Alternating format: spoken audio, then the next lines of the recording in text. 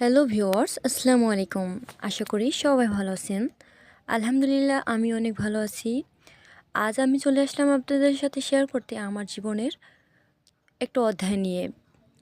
আমি জীবনে প্রথমবার কোনো একটা জব করছি। আমি কি জব করি এবং কি কাজ করি তাই আজকে আপনাদের সাথে শেয়ার করব। সকালবেলা উঠে রেডি হয়ে নিলাম 9:30টার মধ্যে।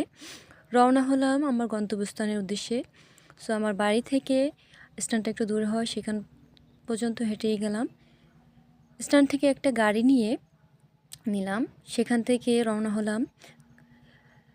আমার জবটা ছোট হলেও আমার কাছে অনেক বেশি বড়, কারণ জীবনের প্রথমবার আমি কোনো জব করতেছি। আর কাজ যেমনই হোক, আমি সব কাজকে সম্মান করি। আর আমি যে চাকরিটা শুরু করেছি সেটা হচ্ছে সম্মানিত একটি পেশা। সবাই এই পেশাটাকে সম্মান করে। নিশ্চয়ই আপনারা গেস করতে পারতেছেন যে আমি কি করি। তাও আমি ভিডিও শেষে আপনাদের বলে দেব আমি কি করি। তো আমার বাড়ি থেকে আমার গন্তব্যস্থানটিতে যেতে প্রায় 10 মিনিট সময় লাগে। তো আমার কথা বলতে বলতে, গাড়িওয়ালার সাথে কথা বলতে বলতে আমি প্রায় পৌঁছে গেলাম। অনেক গল্প করলাম তার সাথে। সে আমাকে অনেক ধরনের অ্যাডভাইস দিল, ভালো লাগলো। মুরব্বি কাকা আমাকে অনেক কিছু শেখালো। শেখার কোনো বয়স নেই, সবার কাছ থেকে অনেক কিছু শেখা যায়। তো সে মুরব্বি বলে তার কাছ থেকে কিছু শেখা যাবে না, এটা কোনো কথা না। সে আমাকে অনেক অ্যাডভাইস দিয়েছে, খুব ভালো লাগছে আমার তাই। তো কথা বলতে বলতে আমি প্রায় পৌঁছেই গেলাম আমার গন্তব্যস্থানে। আর এই জায়গাটিকে বলে খালকুলা স্টিল ব্রিজ। তো আমি ব্রিজের উপর গাড়িটা নামালো, আমি গাড়ি থেকে নেমে আঙ্কেলকে টাকাটা দিলাম। এখন বলছি আমি কি করি।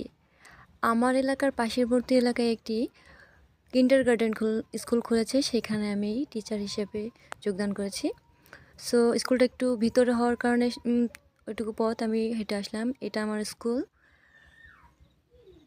এটা আমি ভিতরে ঢুকে গেলাম। আমি যাওয়ার আগে আমার স্টুডেন্টরা সবাই চলে আসছে, টিচাররাও আসছে। আমি একটু লেট করে ফেলছি।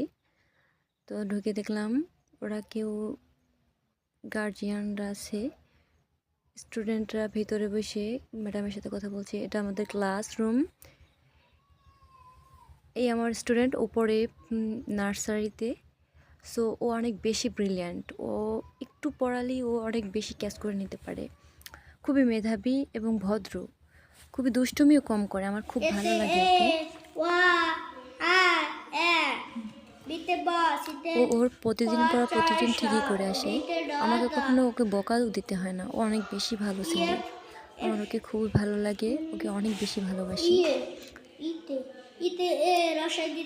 আমি ক্লাসের ফাঁকে ওদের কিছু বিনোদনও দিয়ে থাকি, যেটা আজও আমি করেছি।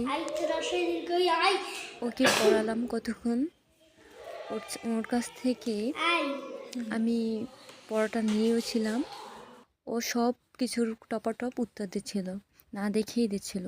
ও এত বেশি ভালো পারে, স্কুলের অন্য কোনো বাচ্চারা এরকমভাবে আমি দেখিনি এত ভালো পারে। তো ওর জন্য আমি সবসময় দোয়া করি ও বড় কিছু হবে।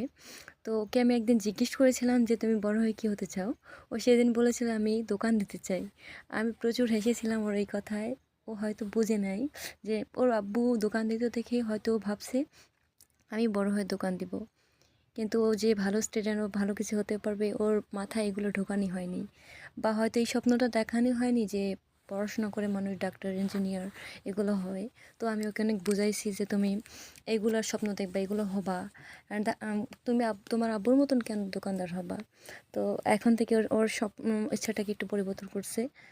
তো ও দেখে দেখে রিডিং পড়তেছে, অনেক সুন্দর বানান করে উচ্চারণ করে পড়তে পারে এতটুকু বাচ্চা। তো আমাকে অনেকখানি পড়াই শোনালো।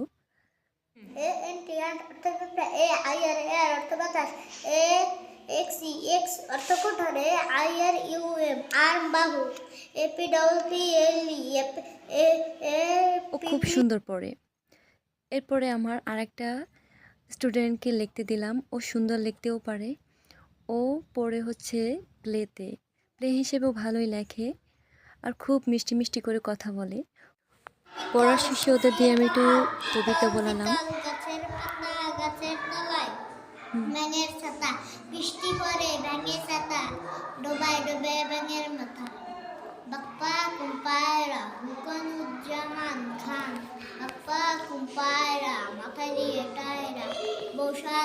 কাল কি চর্বে সমার পাল কি অন্য মেয়েটিও একটু কবিতা বলল। আমি কেন বল নাচে তাই না দেখে বুদল নাচে আরে বুদল শুনে না বুদল নাচে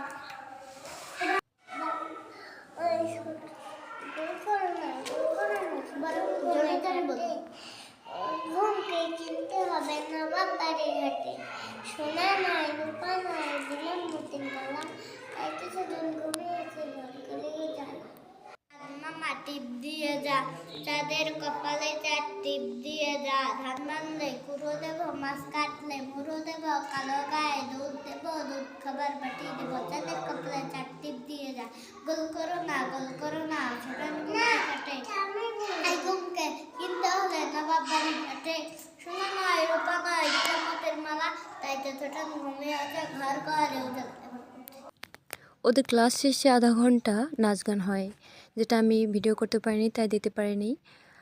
অন্য কোনো ভিডিওতে আপনাদের দেখাবো ওদের নাচ। ওরা আমাকে বিদায় জানালো, আমি ওদের কাছ থেকে বিদায় নিলাম। আবারও রওনা হলাম বাড়ির উদ্দেশ্যে। ওদের সাথে থাকলে আমার সময়গুলো অনেক ভালো কাটে, অনেক ভালো লাগে। আপনাদের ভিডিওটি কেমন লাগলো অবশ্যই কমেন্ট করে জানাবেন। ভিডিওটি ভালো লাগলে চ্যানেলটি সাবস্ক্রাইব করে যাবেন। আল্লাহ হাফিজ, সবাই ভালো থাকবেন।